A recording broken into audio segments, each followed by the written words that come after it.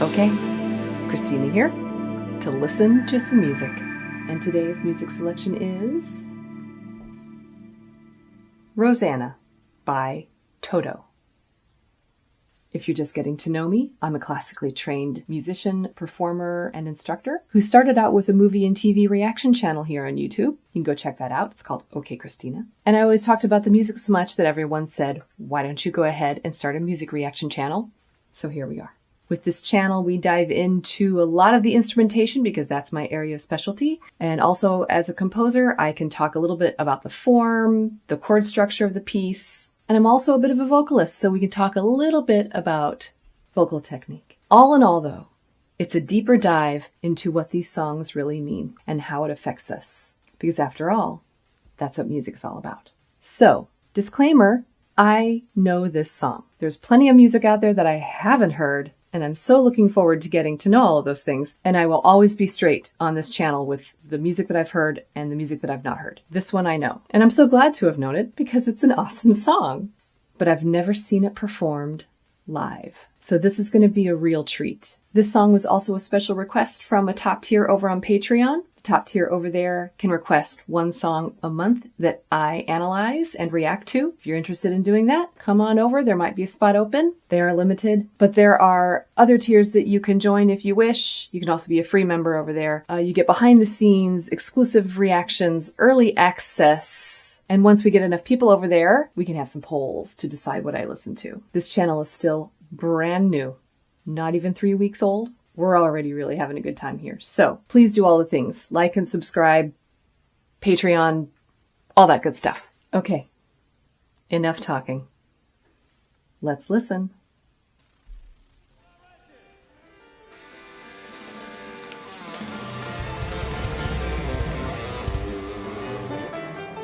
Okay, we're just finishing up one song.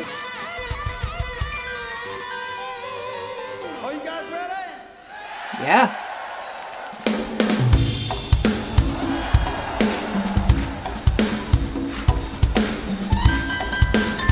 I want to hear you sing.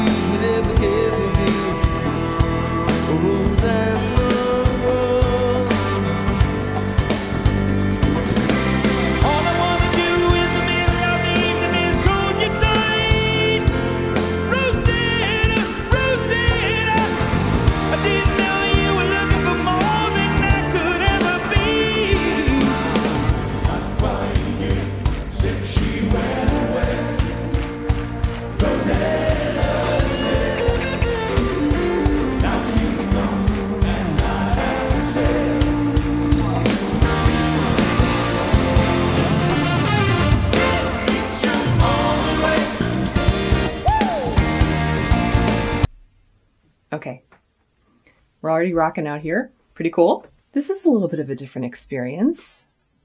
I'll be honest in that I can be hot or cold on live performances. I know there are some people who are all about the live performances, that they actually kind of think that the studio albums are a little bit boring because they want the excitement of what's happening on stage. They want to see the performers in action.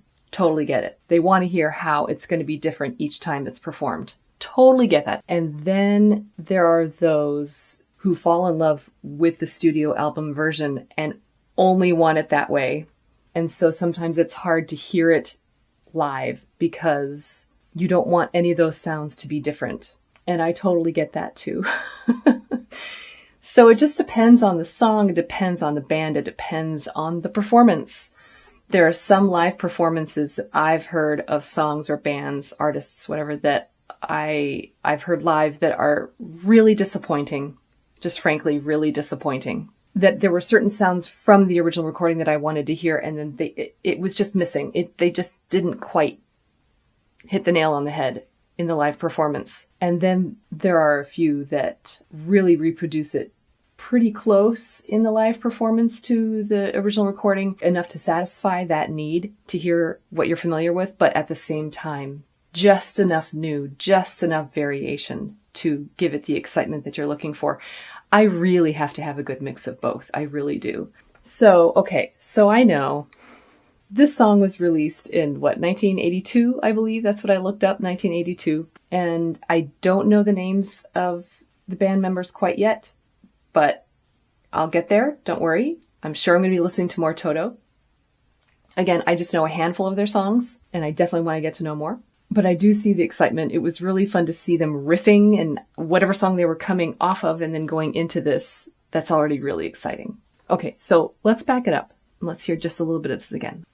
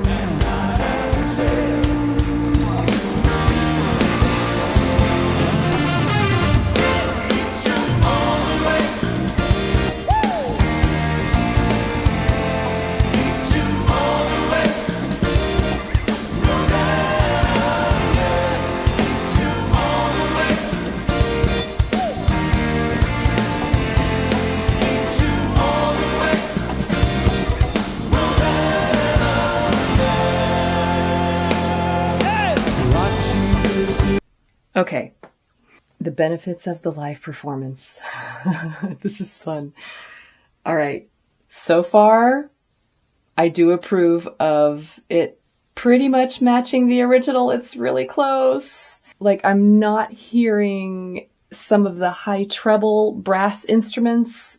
I know that there are trumpets involved in the original, and I don't see them there. I see a saxophone on stage. So to me, that little riff, that the brass riff was lacking some of the upper register, but I'm okay. I'm okay so far. Okay, but what I'm learning here, I didn't know that it was two different vocalists. Has it always been that way? So there's one guy singing the opening line, and then there's the other guy singing the higher part.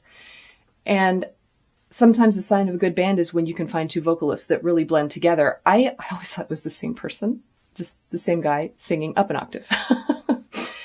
Okay, and I do have to say this. I do know this about Toto, that one of them, is it the high guy or the low guy? Perhaps the high guy is the composer John Williams' son, as in like Star Wars, E.T., Indiana Jones, Jaws, you name it, Harry Potter, the list goes on, that John Williams has composed. That is also something that's going to be on this channel, by the way. I love movie soundtracks. We are definitely going to be looking at some movie soundtracks. Okay, but that's for another time, another place, another video. So I didn't know that those two vocal lines were sung by different people. Okay, I'm hearing the original piano chords in there. That's being fulfilled. There were a couple of extra little guitar riffs and a little woo from the vocalist. That's cool. That's kind of the fun of the live part of it. Okay, and then the drum riff. So I know that it's famous for some reason. That's kind of what they do. They came up with these sort of syncopated jazz drum lines that they use in at least the handful of songs that I know of theirs. And I'm seeing on stage two different drum sets. So, and good for them for having the glass or the plastic, partitions, because it does help with containing the percussion sound and also protecting the hearing of the other players on the stage. It really can make a big difference. And as long as everything is mic'd correctly, the sound still comes out just the way you need to. It is very important to protect the hearing of the musicians performing on stage. Okay, I'm also really getting into the energy from the crowd. Okay, so let's see where this energy takes us next.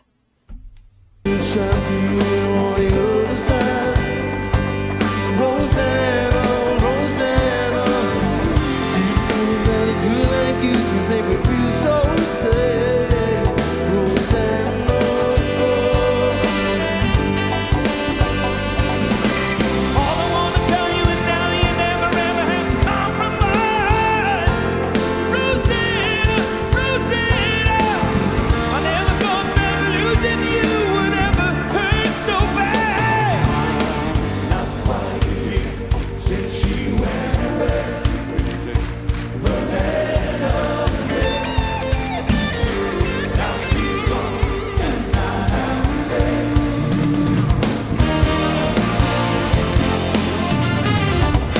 meet you all the way. Oh yeah, come on one more time. Meet you all the way. Rosanna, yeah, meet you all the way. Meet you all the way.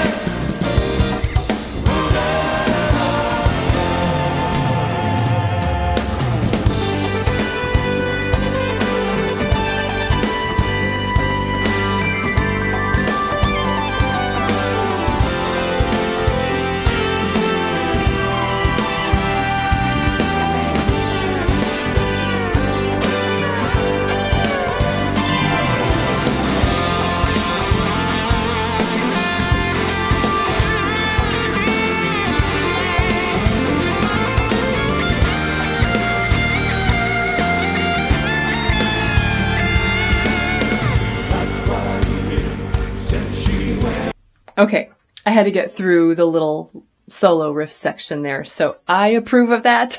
Of course, because my approval means everything, right? You know. The keyboard solo, it doesn't have to be exactly like the studio recording, but it really does need to be similar enough that it fulfills the satisfaction of hearing that part of the song. And it totally did. And you could tell that he actually is playing, as far as I can tell. That's one thing I'm looking for, is I don't think anybody's lip syncing or faking here. I think these are all live instruments being played. I mean, some things can be programmed ahead of time, sure, like the different sounds, but I heard a few mistakes as the keyboardist was going down the keyboard, you could tell. And then jumping to the other keyboards and changing the sounds, it was all there. Okay, and then the guitar solo that came after that was pretty identical to the original. But you know, then as I sit here and demand that I want to have that satisfaction of hearing the original version, then I feel kind of sorry for the musicians because, you know, they get bored. They want to add a little something, do a little something different. And they should be able to. Like, they need to keep up their interest in this as well. So I guess so far I'm hearing that delicate balance being met. And one place where they're actually veering off more is with the vocalists. The vocalists are sort of ending their phrases kind of upwards instead of downwards, and a little more of a gravelly sound in the singing, a little vocal fry. And you know what? They can do that if they want to, because so far so good. And even the harmonies.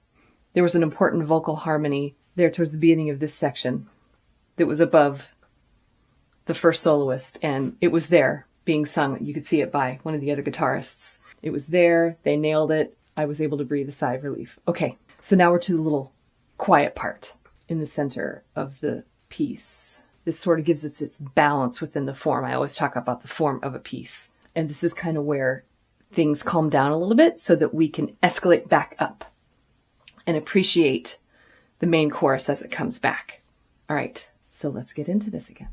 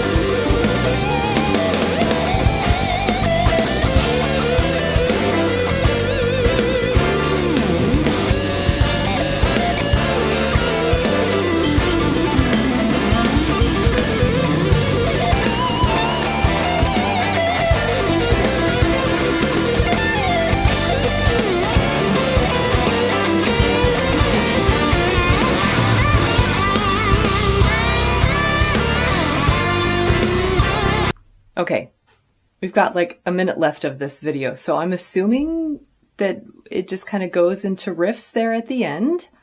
Little solos, not that I mind, because it's a live performance and they should be showcasing and displaying their musicians, their soloists. If they're a really talented band, they should be able to do that. Okay. The piano solo, though. I wasn't that impressed. I remember the piano solo from the original, and it started out that way. And it's not that it veered off from that. That's not what bothered me. It was just kind of not as energetic as I would have liked it to have been. It was just kind of, it was mellow.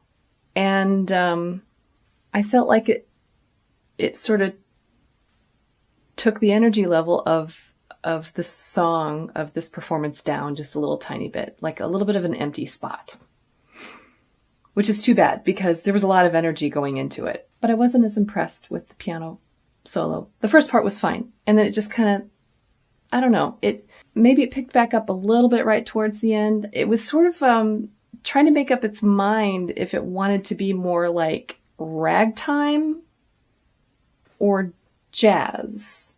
Like it was almost too structured in the center part of it.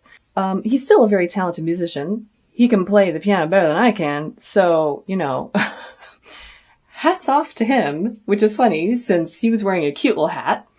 And then there was also a coat rack next to him with hats and coats on it, which I'm not sure why, but it's cute. I don't know. There's just something about it that I was just kind of like, nah. But, you know, maybe this was towards the end of a really long concert and maybe he was tired. Maybe he was all jazzed out. I don't know. The guitar solo that came afterwards. Hello. I was really leaning in to look closely because I was like, woo, what are those fingers doing? You know, the bending and the noodling. There was some really quick noodling though, however, where we almost lost sight of the key when he was way up high on the fingerboard up in the frets. But in general, he had command of that instrument.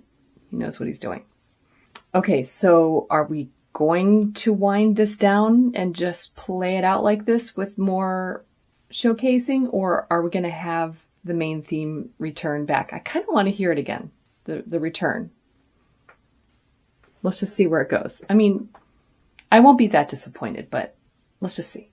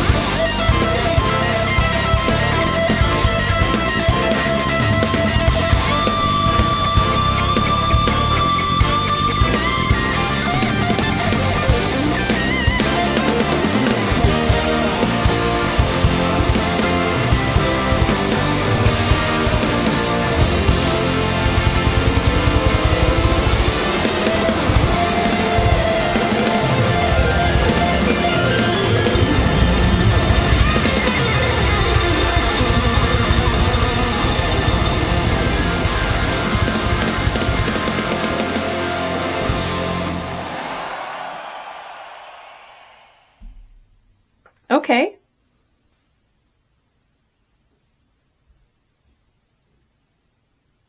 Was it my imagination or was it needing to resolve back to tonic? Da-da, da-da. All right, let's talk about it a little bit.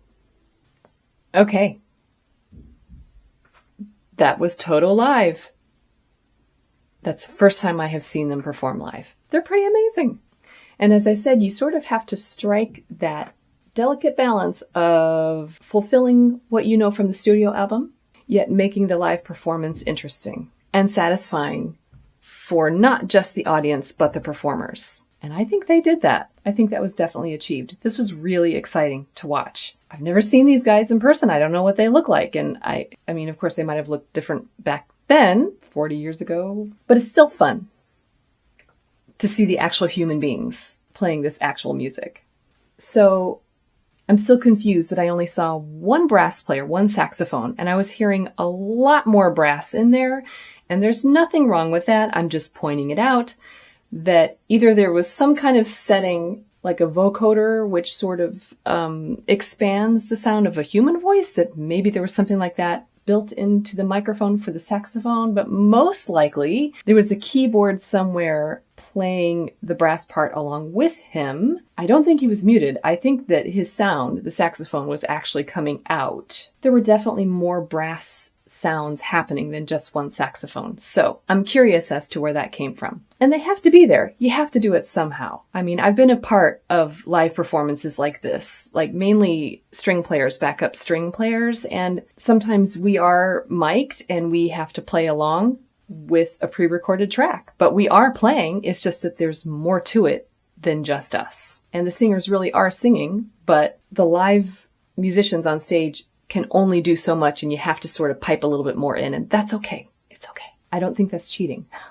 I really don't. So the whole last minute or so was sort of just the showcasing, the riffing, you know, but I did catch a little bit that I know from the original that the guitarist threw in there. Suddenly I was like, oh, that's familiar. I know what that is. And then he sort of took it from there and started to wind things down a little bit. And then they did bring back the original background music for the main chorus, but they sort of played with it. Like they played it in one key and then they bumped it up and then brought it back down. And I guess that's one way to do it. One way to wind the song down in a live performance, because you can't just fade out. You got to do something with it. It doesn't fade out live. It's really hard to do that with live instruments. So I guess that's a way to do it. State it, bump it up a key, bump it back down. But at that point, I felt like it didn't resolve. Like the last chord, they did that little modulation to purposely kind of throw us off. And maybe there's a reason. Maybe that's because the next tune that they're going to play in this concert set had to be tied in with a certain key that direction. It just depends. Like if the lead singers have perfect pitch and they're able to just tell what the next note is supposed to be. But if they have to have a pickup note from the previous one just to, you know, maybe that's why that happened. I don't know. I was just a little bit confused about the note that they ended on because it didn't seem like it fully resolved. But again, sometimes you just have to do that with a live performance. So I'm not going to be too hard on them for this. Overall, this was a lot of fun. I know they've been performing this song for a lot of years, for decades. So I'm very thankful and grateful to these guys for performing this song once again the way it deserved to be, showing off their talents and being kind to their fans, but hopefully kind to themselves too. So when I see this sort of performance, I'm not just looking at it from the audience point of view. I'm also thinking about what they're going through on stage. And the other thing, actually, I'm noticing, if all of you notice, that they have the set list taped down to the front of the stage on the floor. And you have to. If you have so many songs and you've played them a certain amount of times, sometimes it's difficult to decide what order you're going to do everything in. And if you set an order and stick to it too much, it gets boring. I've done the kind of show where you play the same set in order 6 days a week, months at a time. It gets old. So you want to kind of mix it up a little bit. Plus, just depending on what the audience is demanding, the energy out from the crowd, or if there's a specific song that is important to that specific crowd, it just depends. So I can see how these guys are really having fun.